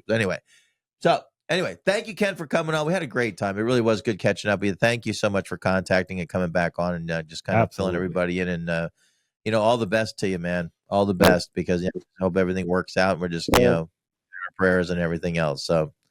Thank you. I appreciate it. Figured I'd give you guys an update, and just to say, if you get hurt on a job, take care of yourself first. That's probably the best message that I can give. Take care of yourself first, and then if you are hurt, don't walk it off. Get checked out. I didn't know my neck was broken until 3 days after the accident. So that is the great. That is the great. Yes, get checked out. Appreciate you having me on. I appreciate it. Oh, it was our pleasure, man. It was really good to catch up with you. We hope. We enjoyed ourselves. We hope everybody enjoyed themselves. If they enjoyed themselves, Mike, what can they do? What should they do? What will they do? Share the show. Share the show. Freak everywhere. Share the show. Tell your mom. Tell your grandma. And, Write it on the bathroom share it on wall. your social. Hit the share button on it on the show and share it to your social media. Put And it on click your like Facebook, and Instagram, subscribe. Instagram. 5-star like. reviews on Apple Podcasts always help too. You could do a 5-star review, and You don't have to think too much. Just hit the 5 Just hit stars and write the word great, and you're done. And it's a 5-star review. that is awesome. Boom. One word. Not even thought. And Yep. if you have an iPhone, you don't have to type out the word great. Just go GR, great's going to pop up. Hit that. You're done. And then put an exclamation point. Yeah. at it, Because that's really great. It adds more flair. That's what we're all about. We're all about the flair. So. At least Mike is. Mike's more about the flair, flamboyant, whatever you want to call it. Just like to be pretty. You do, and you do a nice job. Stop, I'm blushing. Anyway, everybody take care out there. We'll talk to you soon. Keep I don't should I say shipper? Keep the hammer, Hammer yeah. Dawn in the Hammer Lane. I always Keep want to the say, hammer hey, Dawn. keep the Hammer Dawn in the Hammer Lane. Oh, there's the Pennsylvania torch Yeah, it coming comes on. out once in a while. Every now and then. Use the odd